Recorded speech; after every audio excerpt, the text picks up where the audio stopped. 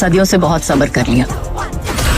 Welcome to 360 Tamil. இன்னைக்கு இந்த வீடியோல தமிழ்ல வெளியான 5 த்ரில்லர் படத்தை பத்தி தான் உங்ககிட்ட நான் சொல்ல போறேன். இந்த 5 படங்கள்ல நிறைய படங்களை நீங்க கேள்விப்பட்டிருக்க கூட வாய்ப்பில்ல. இதெல்லாம் ரொம்பவே அண்டர்ரேட்டட் படமா இருக்கும்.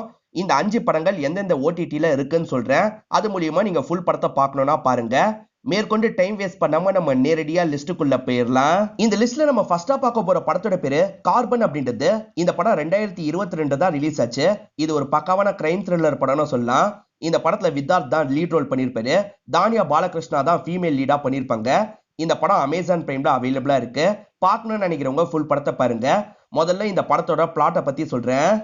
வித்தார்த்தை பொறுத்த வரைக்கும் வேலை தான் தேடிட்டு இருக்காரு. வித்தார்த்தோட கனவுல எது வந்தாலும் சரி அது உடனே நடக்குது. அந்த விஷயத்தை இவர் 2-3 வாட்டி ஃபீல் பண்ணிருப்பாரு. இவரோட அப்பாவும் இவரும் பேசிக்க மாட்டாங்க. இவருக்கு அப்பா மட்டும்தான், ஆனா அப்பா கிட்டயும் இவர் பேச மாட்டாரு. காரணம் இவர் வேலைக்கு போகாம இருக்காருல்ல, அதனால சண்டைலாம் ஏற்பட்டிருக்கும். அதனாலதான் வெறும் வாட்ஸ்அப்ல மட்டும் இவங்க பேசிப்பாங்க. இவரோட அப்பாக்கு ஆக்சிடென்ட் ஆகிற மாதிரி இவருக்கு கனவு வருது. இவருக்கு கனவுல வந்தா அது நடக்கும்ல, அதனால ஆக்சிடென்ட்டை தடுக்கணும் அப்படின்ற மாதிரி பயங்கரமா ட்ரை பண்ணிட்டாரு. இவர் தடுக்கிறதுக்கு முன்னாடி அப்பாக்கு அந்த ஆக்சிடென்ட் நடந்துருது. ஆக்சிடென்ட்டை ஒரு கார் தான் திட்டமிட்டு பண்ண மாதிரி இவருக்கு தோணி இருக்கும். இப்ப அப்பாவை ஹாஸ்பிட்டல்ல சேர்த்து ட்ரீட்மெண்ட்லாம் தந்துட்டு இருக்காரு. ட்ரீட்மெண்ட்டுக்கு 10 லட்சம் ரூபாய்க்கு மேல காசு தேவைப்படுது. ஆனா ஹீரோ கிட்ட அவ்வளவு காசெல்லாம் கிடையாது. இந்த ஆக்சிடென்ட்டை பண்ணவனை கண்டுபிடிச்சா காசு வாங்கிடலாம்ல, அதனால ஆக்சிடென்ட்டை பண்ணவனை கண்டுபிடிக்கணும்ன்ற மாதிரி யோசிக்கிறாரு. இந்த மாதிரி நிலைமையில இவருக்கு திரும்பி கனவு வருது. அந்த கனவுல அந்த காரை இவர் துரத்திட்டு போறாரு. கார்ல இருந்து அந்த நபரும் இறங்குறான். அந்த நபரை பார்க்கலாம் நினைக்கிறதுக்குள்ள பக்கத்துல இருந்து ஒருத்தங்க எழுப்பி விட்டுறாங்க. இவர் கனவுல எது நடந்தாலும் நிஜத்துல நடந்துரும் பாத்தீங்களா. குற்றவாளி முகத்தை நம்ம பார்த்திருந்தோம்னா அவன் தான் உண்மையான குற்றவாளியா இருந்திருக்க வாய்ப்பு இருக்கு. எல்லாம் சொதப்பிக்கிச்சு அப்படின்ற மாதிரி யோசிக்கிறாரு. எழுப்பி விட்டு அந்த லேடி கிட்டயும் இந்த விஷயத்த சொல்றாரு. அவங்க இதே கனவை திரும்பி வர வைக்கிறதுக்கு ஒரு ஐடியா தராங்க. நீ இன்னைக்கு என்ன விஷயம் எல்லாம் பண்ணியோ அந்த விஷயத்தெல்லாம் திரும்பி பண்ணு. நைட்டு அதே மாதிரி டயர்டா படு. கண்டிப்பா அதே கனவு திரும்பி வரோன்ற மாதிரி சொல்லிட்டாங்க. சரி, அதே மாதிரி பண்ணி பார்ப்போன்னு நேத்து என்னெல்லாம் பண்ணாரோ அதெல்லாம் திரும்பி பண்றாரு. எல்லாத்தையும் ரீக்ரியேட் பண்றது கஷ்டம் இல்ல, இருந்தாலும் இவர் கஷ்டப்பட்டு ட்ரை பண்றாரு. ஒவ்வொரு வாட்டி ஒவ்வொரு சொதப்பல் வருது. இதெல்லாம் தாண்டி அந்த நாளை இவர் ரீக்ரியேட் பண்ணாரா, படுத்து தூக்கம் வந்து அந்த குற்றவாளியை இவர் கண்டுபிடிச்சாரா இல்லையான்னு சொல்ற படம் தான் இந்த படம். அதே மாதிரி அப்பாவை எதுக்காக ஆக்சிடென்ட் பண்ணாங்கன்னு ஒரு கேள்வி இருக்குல்ல, அந்த கேள்விக்கான பதில்லாம் முடிவுல தான் சொல்லியிருப்பாங்க. சூப்பரா இருக்கும். பார்க்கணும்னு நினைக்கிறவங்க கண்டிப்பா இந்த படத்தை பாருங்க. இந்த லிஸ்ட்ல நம்ம செகண்டா பார்க்க போற படத்தோட பேரு கொம்பு வச்ச சிங்கம்டா அப்படின்ற படம் தான். இந்த படம் சசிகுமார் நடிச்ச படம். சசிகுமாரும் மரண செபஸ்டியனும் தான் லீட் ரோல் பண்ணிருப்பாங்க. இந்த படம் சன் நெக்ஸ்ட்ல அவைலபிளா இருக்கு. பார்க்கணும்னு நினைக்கிறவங்க ஃபுல் படத்தை பாருங்க. சசிகுமார் நடிச்சு நிறைய மொக்க படம் வந்ததுனால இந்த படத்தையும் மொக்க படம் லிஸ்ட்ல சேர்த்துட்டாங்க. ஆனா கண்டிப்பா ஒரு வாட்டி பாக்குற மாதிரி தான் இந்த படம் இருக்கும். சுந்தர பாண்டியன் படம் எடுத்த SR பிரபாகரன் அப்படின்றவர் தான் இந்த படத்தையும் எடுத்திருப்பாரு. இந்த படத்தோட கதை நல்லா இருக்கும். நான் பிளாட்டை சொல்றேன், கேட்டுட்டு நீங்க பாக்கணுமா வேணாமான்னு முடிவு பண்ணுங்க.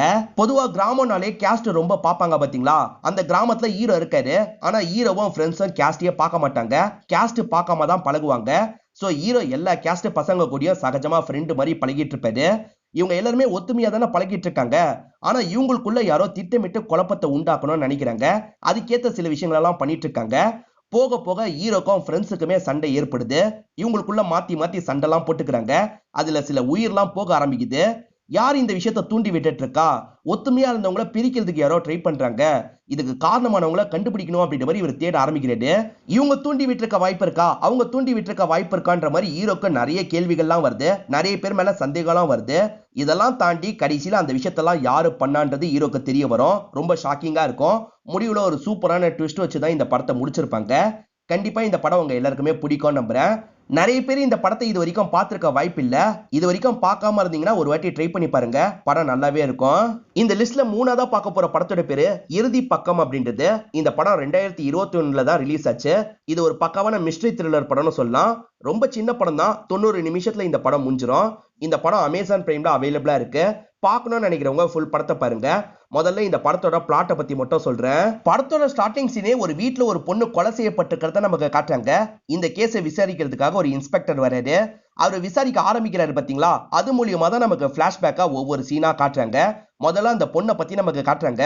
அந்த பொண்ணுக்கு சொந்தக்காரங்கன்னு யாருமே இல்ல போல, தனியா இந்த வீட்ல இவங்க ஸ்டே பண்ணிட்டு இருக்காங்க.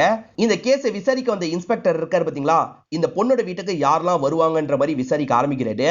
அப்பதான் இந்த பொண்ணுக்கு ஒரு லவ்வர் இருந்திருக்கிறது அவருக்கு தெரிய வருது. அந்த லவ்வர் கிட்ட விசாரிக்க ஆரம்பிக்கிறாரு.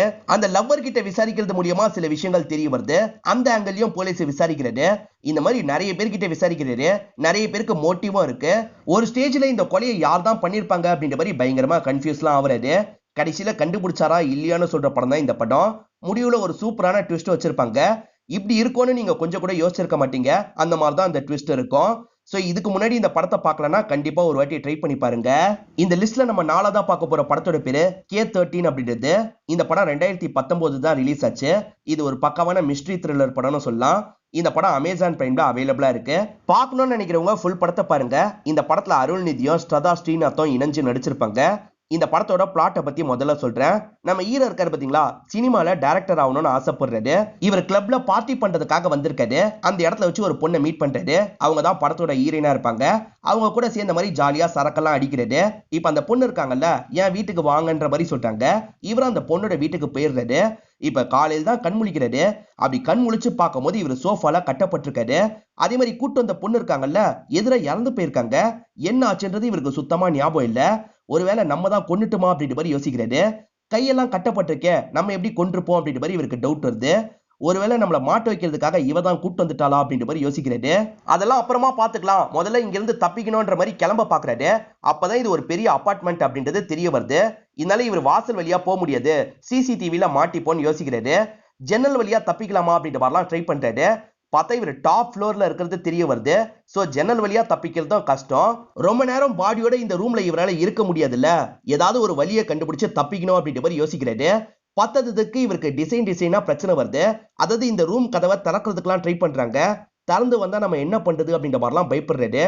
அதெல்லாம் தாண்டி அந்த வீட்டை விட்டு இவர் தப்பிச்சாரா இல்லையான்னு சொல்ற படம் தான் இந்த படம். அதே மாதிரி இறந்து போன லேடி எதுக்காக இப்படி பண்ணாங்கன்னு ஒரு கேள்வி இருக்குல்ல, அதுக்கான பதில்லாம் முடிவுல சொல்லியிருப்பாங்க. இது வரைக்கும் இந்த படத்தை பார்க்கலனா ஒரு வாட்டி ட்ரை பண்ணி பாருங்க. இந்த லிஸ்ட்ல நம்ம கடைசியா பார்க்க போற படத்தோட பேரு யுத்த சத்தம் அப்படின்றது. இந்த படம் 2022 தான் ரிலீஸ் ஆச்சு. இது ஒரு பக்காவான கிரைம் த்ரில்லர் படம்னு சொல்லலாம். இந்த படமும் அமேசான் பிரைம்ல அவைலபிளா இருக்கு. பார்க்கணும்னு நினைக்கிறவங்க ஃபுல் படத்தை பாருங்க. இந்த படத்துல பார்த்திபன் முக்கியமான ரோல் பண்ணிருப்பாரு. அதே மாதிரி கௌதம் கார்த்திக் தான் இந்த படத்தோட லீடா பண்ணிருப்பாரு. முதல்ல இந்த படத்தோட பிளாட்டை பத்தி சொல்றேன். போலீஸ் ஸ்டேஷனுக்கு ஒரு இளம்பெண் வராங்க. போலீஸ் ஸ்டேஷன் வாசல்ல வச்சே சில ஆட்கள் அந்த பொண்ணை கொலை பண்ணிடுறாங்க. பார்த்திபன் தான் இந்த ஸ்டேஷனோட இன்ஸ்பெக்டரா இருப்பாரு. பார்த்திபனுக்கு தனிப்பட்ட முறையில ஏதோ ஒரு ப்ராப்ளம் இருக்கு போல, அதை நினைச்சு ரொம்ப கவலைப்பட்டு இருக்காரு. ஸ்டேஷன் வாசல்ல ஒரு கொலை நடந்திருக்கு, நீங்க எல்லாம் என்ன பண்ணிட்டு இருந்தீங்க அப்படின்ற மாதிரி பயங்கரமா இவர் கோவப்படுறாரு. இந்த பொண்ணை யாரு கொலை பண்ணாங்கன்ற ஆங்கிள் விசாரிக்க ஆரம்பிக்கிறாரு. இந்த பொண்ணோட பாய் ஃப்ரெண்டா தான் நம்ம ஹீரோ இருப்பாரு. அதனால பார்த்திபனுக்கு ஹீரோ மேல சந்தேகம்லாம் வருது. ஹீரோ கிட்ட சந்தேகப்படுற மாதிரிலாம் விசாரணை பண்றாரு. ஒரு ஸ்டேஜ்ல ஹீரோ மேல இவருக்கு சந்தேகம் போயிருது. அதே மாதிரி ஹீரோவும் தன்னோட கேர்ள் ஃப்ரெண்டை யாரு கொலை பண்ணாங்கன்னு கண்டுபிடிக்கணும்னு நினைக்கிறாரு. பார்த்திபன் கூட சேர்ந்த மாதிரி செயல்படுறாரு. இவங்க ரெண்டு பேருமே சேர்ந்த மாதிரி கொலை பண்ணது யாருன்னு விசாரிக்க ஆரம்பிக்கிறாங்க. முடிவுல குற்றவாளியை கண்டுபிடிச்சாங்களா இல்லையான்னு சொல்ற படம் தான் இந்த படம். உங்களுக்கு கிரைம் ஸ்டோரி ரைட்டர் ராஜேஷ்குமாரை தெரியும்னு நினைக்கிறேன். அவர் கதையை பேஸ் பண்ணி தான் இந்த படத்தை எடுத்திருப்பாங்க. ஆனா மேக்கிங்ல நிறைய சொதப்பெல்லாம் பண்ணிருப்பாங்க. அதை மீறியும் ஒரு வாட்டி பாக்குறதுக்கு ஒர்த்தான படம் தான். பார்க்கணும்னு நினைக்கிறவங்க ஃபுல் படத்தை பாருங்க.